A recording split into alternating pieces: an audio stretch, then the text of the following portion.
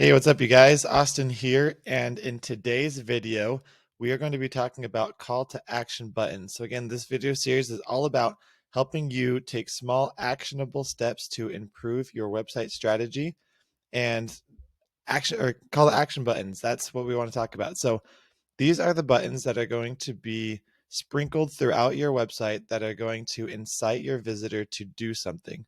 So whether it's to book a call with you or to schedule an appointment or to purchase a product or a service, whatever it is that you want them to do, these buttons are going to stand out to help them do that. So that's the first point, is you want these buttons to stand out. You want them to be visually different. So as our example here, we're going to use Tender Care Cognitive Stimulation's website. And you can see here the Contact Me button on the top right, and then right here in the Hero section. It's a different color. It's big. It's it's a dark color that's light on top of a very white light color. And so you're going to see it right away. It's the first thing that your eyes are drawn to. And so you know that the action that this person wants you to take on their website is to get in contact and email them or send them a message. As you scroll down, you're going to see those same call to action buttons repeated over and over again.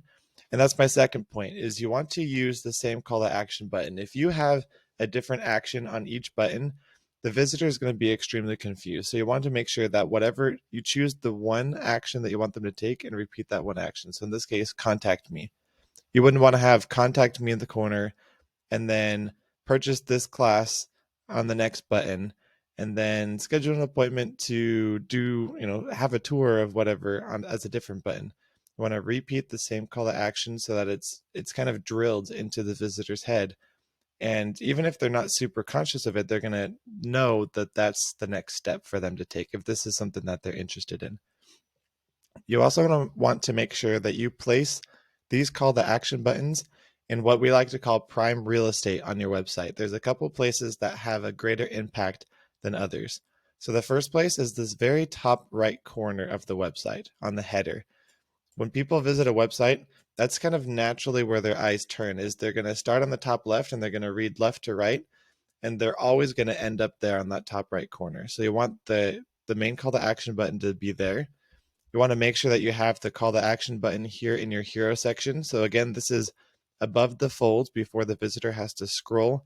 They're going to see who you are, what you do, who you serve, and this call to action button. A couple other prime real estate sections on your website is right in the middle. So again, if we scroll down a little bit, we have getting started. Here's the steps to take. And then boom, contact me right in the middle. It stands out.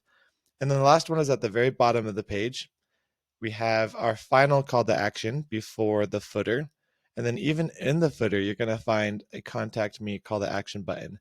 And notice that they're all designed the same. They're all the same color, the same font. The sizes change a little bit based on where they're placed, but the design is strung throughout all the call to action buttons. So that is our tip on call to action buttons. So the action today from this video is to go through your website, especially the homepage, but check your other pages too, and pay attention to your call to action button. Is it simple? Is there actionable language? Is it designed the same? Do you have one call to action? And are they placed in prime real estate locations of your website? So go check that out on your own website.